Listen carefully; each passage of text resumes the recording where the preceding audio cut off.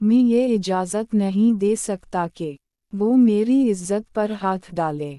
अफलाक, हसीन की खुशकिस्मती है कि ने खुद इस लड़की को हाथ नहीं लगाया, वरना यकीना आज शिकायत के लिए यहाँ का जानिशीन बैठा होता। कबीर दादा, हमने भी चूड़ियाँ नहीं पहनी। अफलाक हसीन शाह भड़क उठा था। कबीर दादा ने इत्मीनान भरे अंदाज में कहा, नहीं पहनी तो पहना दूंगा, और पहनाऊंगा भी धात की ताकि तोड़कर हाथों से निकाली ना जा सकें। कबीर दाद, आप चाहते हैं कि हम आपस का मुआहदा तोड़ दें और फिर जिसकी जितनी ताकत है वो इसके साथ मैदान में आ जाए। नकीब अल्लाह जान ने भी कबीर दादा ही को कसूरवार ठहराया था। कबीर दादा थोड़ा ठंडे दिमाग से सोची, खामख्वा बात बढ़ाने से कुछ नहीं मिलेगा। शहाब ने उसे नरम करना चाहा। बाबर साहब, आप भी कुछ बोलीं ताकि मैं सबको एक साथ जवाब दे सकूं। कबीर दादा ने खामोश बैठे बाबर हयात की राय भी जानना चाहिए। बाबर हयात खनकार कर गला साफ करते हुए गोया हुआ, जो कुछ सुना है इसके मुताबिक तो आप ही नजर आ रहे हो, क्योंकि इससे पहले भी हम एक दूसरे की रखील और मंजूर नज़र पर हाथ डालते रहे हैं, मगर उसकी वजह से कभी किसी गैंग के सरबराह पर हाथ नहीं उठाया गया।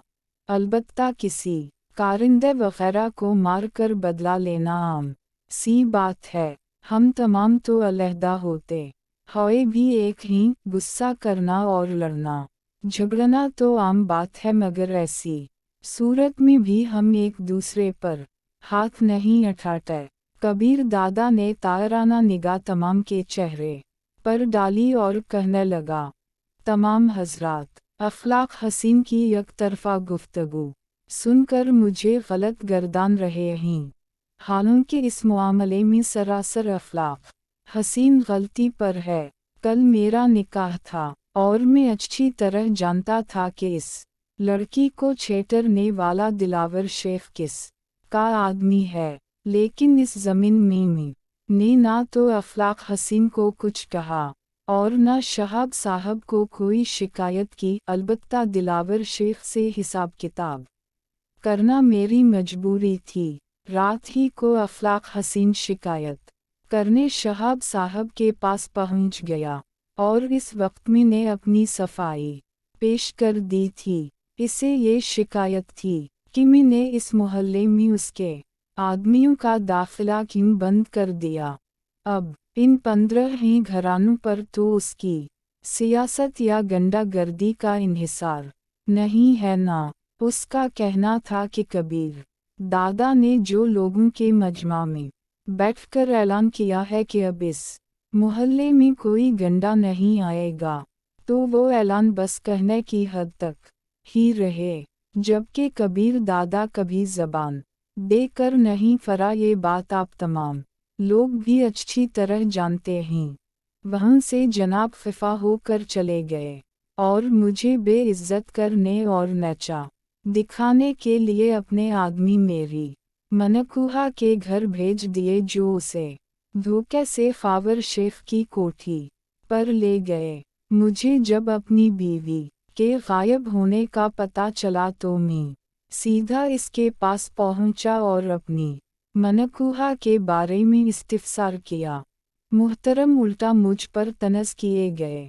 मजबूरन मेरा भी हाथ आठ गया और इसकी खुशकिस्मती कि फावर शेख अपने हाथ मज़मूम मकसद में कामयाब नहीं हो सका था, वरना इस पर मेरा कर्ज बाकी था। अब वो कर्ज इससे कैसे वसूल करता, इस बारे कुछ कहना फजूल है कि वो बात गुजर गई है। बाकी तमाम का ये कहना कि वो लड़की मेरी रखील है और इसे बीवी के हुकूक हासिल नहीं हैं, तो ये निहायत गलत बात है, क्योंकि जब मैंने निकाह पढ़ा दिया है तो इस कसम की बात बाकी नहीं रह जाती कि उसने मेरे साथ एक दिन रहना है या हमेशा।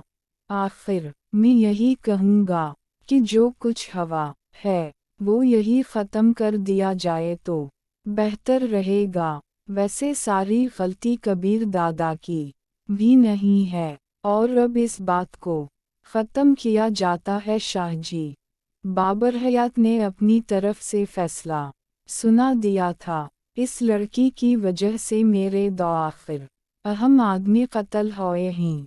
वो खुद चल कर मेरे पास मुआफ़ी मांगने आएगी। अब मैं उसे एक रात में मुआफ़ी देता हूँ या 2 रातों में, इसका तयन मैं उसे मिलने के बाद ही करूँगा। मुमकिन है 1 रात के लिए मैं उसे नौशाद आफरीदी के पास भी भेज दूँ। अगर कबीर दादा को ये मंजूर नहीं तो फिर तैयार रहे वो लड़की जहाँ भी हमारे हत्या चढ़ी, हम बदला लेने से पीछे नहीं हटेंगे। सारे ग्रुपों की हमदर्दी पाकर अखलाक हसीन कमीनेगी पर उतर आया था। अखलाक की बात सुनकर सिवाय शहाब कसूरी के तमाम के चेहरों पर मुस्कुराहट रंग गई थी। साफ नजर आ रहा